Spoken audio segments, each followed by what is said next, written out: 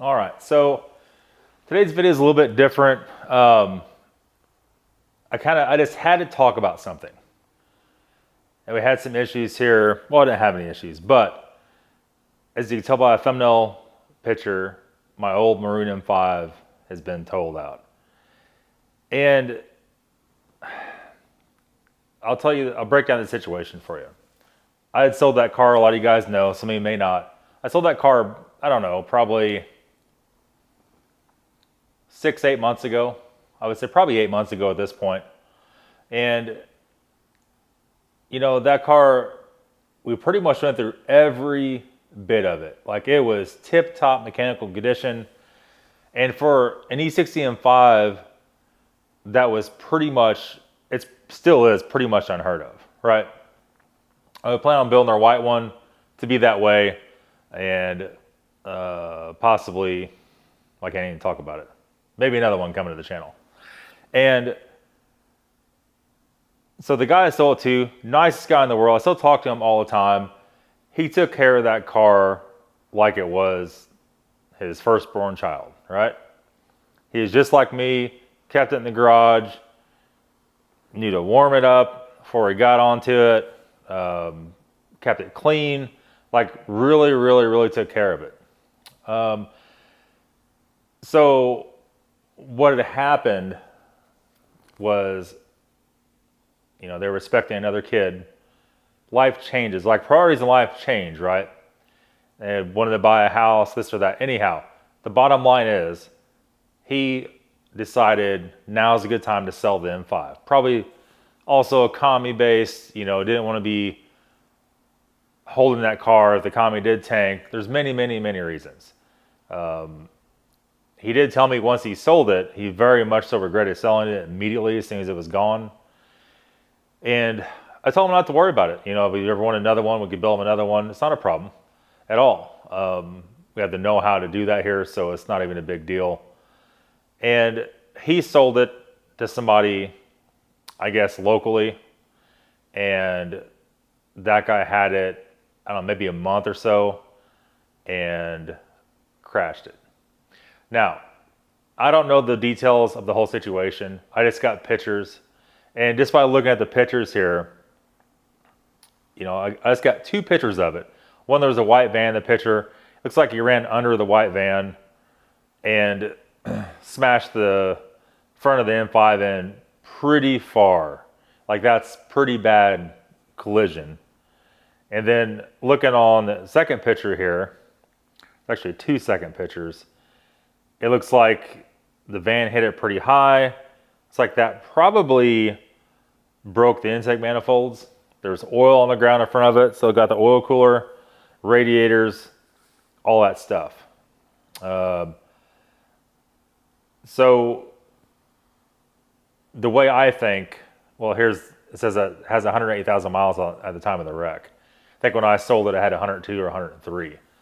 So the guy I sold it to didn't drive it much, and he passed it on a few thousand miles or whatever. And I don't know, it's just but even though I sold the car, I got what I was asking for out of it, and that's a done deal. It's very saddening. Because we went through every detail of that whole entire car. And anything, our track record of satisfied customers is very low, except for the M5. And we sold the M3. That guy was bitchy and pissing and moaning about every little detail of it. Even though we sold it for half of what it's worth, I don't understand. We sold the yellow Porsche to that jackass I Do Cars. He was bitching about it. Took the engine out for no reason. I don't know. It's a complex situation. There is no perfect. You can't make the car perfect enough to make anybody happy. Excluding this Maroon M5. The guy I sold it to couldn't be happier. I just talked to him the day before yesterday, right? Lifelong, at this point in time, me and him are lifelong friends the way I see it. Because you understand everything on the same level. And as far as somebody taking care of vehicles like I do, I could very much respect that, right? Very much respect that. The G-Wagon is yet to be determined. The guy seemed like he was really nice when we sold that. I kind of tried to give him 2-minute crash course on what to do and what not to do with it. Hopefully that's a good car for him for a long time to come. I don't know what he had planned to do with that, to keep it or sell it. I have no idea on that, obviously. I'm trying to think of what else we sold recently. The green Scion XB, we sold that. That was a rare color. That it was envy green. That guy was real happy. A little bitchy at first because he didn't understand anything. Never had a Scion. Once I explained to him little details of it, everything's been good. No problem at all. And I don't know, it's just very frustrating. And we build this stuff. Most of these cars, whenever I build them, I had never planned to sell any of those cars. And as time goes on, you're like, okay, we're not driving this anymore. We're backing it out of the shop until the battery goes dead. Then we got to put on the battery tenner. We have to move it all the time. It's in the way. What's more, is this money tied up in this car more useful to cash out or to hold on to it? And 9 times out of 10, you start thinking, well, I want to do this. I want to build this. I want to build this car. I want to build one on my house, build more shop. And you start thinking, maybe I'll just liquidate it. Usually what happens when I liquidate something, I use that money to go buy more cars, right? And as of so far, those cars have always made more money for the channel, so we could buy stuff, so we could fix stuff. And it's worked out really good. You know, and you guys gotta understand this. The build sheets on some of these cars we do can be $5,000 to $10,000 just in the parts. You know, we did actually order the white M5 crankshaft for $2,000. $2,000 is a lot of damn money. We paid less than that for my lift. A lot of money for a crankshaft. But what are you gonna do? You know, the cars are worth enough, and I bought it cheap enough. It makes sense to do it, but you still gotta unclench your hand to let that money go. And you know, it's kind of frustrating. It really is when stuff gets crashed, and especially more than likely when it's somebody that doesn't respect the car, doesn't understand the car, and they just have some money, just want to go out and just terrorize it and run it in the ground. And to me, that's very saddening. A lot of you guys, it's also very saddening because you watched every video of that, watched every step of the way, all the way through, and to get it smashed, right? That's sad for anybody, for the viewer or the creator or anything like that. Anybody involved, really. You know, and that's the rundown of things. So, you know, I don't know. We decided at this point, I've not been posting for almost, a week or more, week and a half, 2 weeks. And we just kind of took a little bit of a break. We've been hitting it pretty hard, boys. Been hitting it real hard on this channel, on the MRA channel.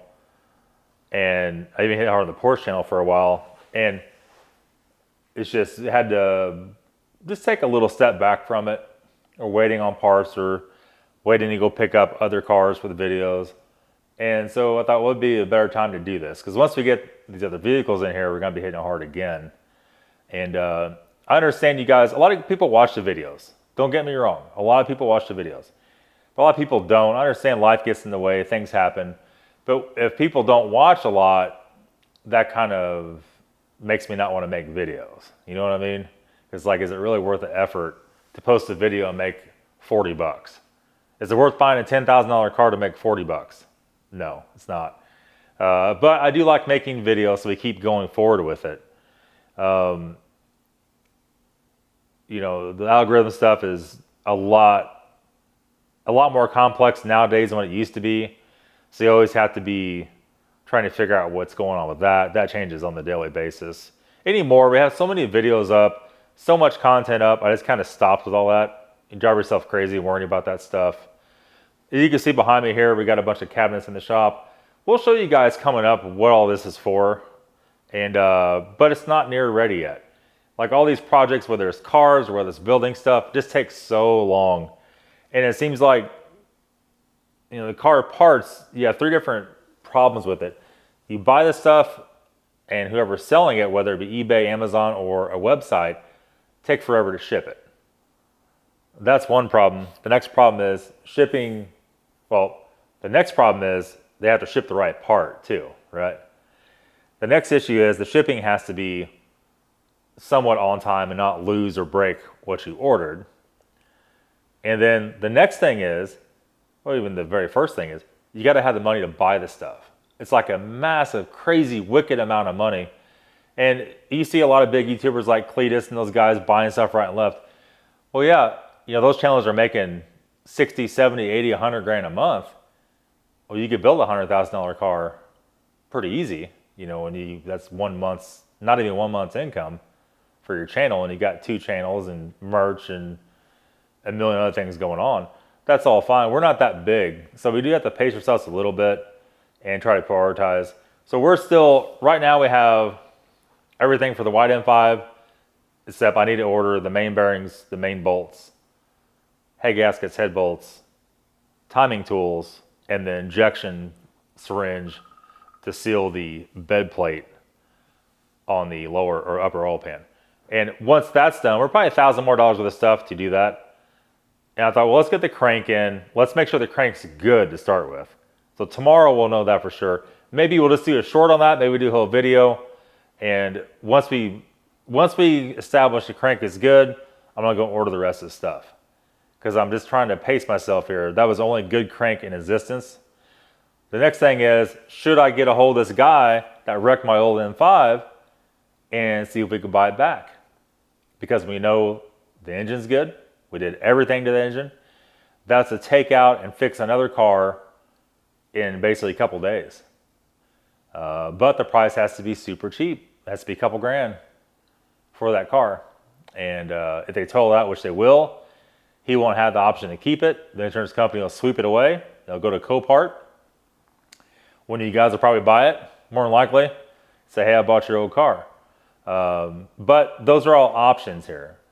And so we're just trying to play the cards correctly and a little bit safely, because the other option is we can wake up tomorrow morning, the economy's upside down, and my revenue is down to less than half, less than a quarter what it should be. Then what?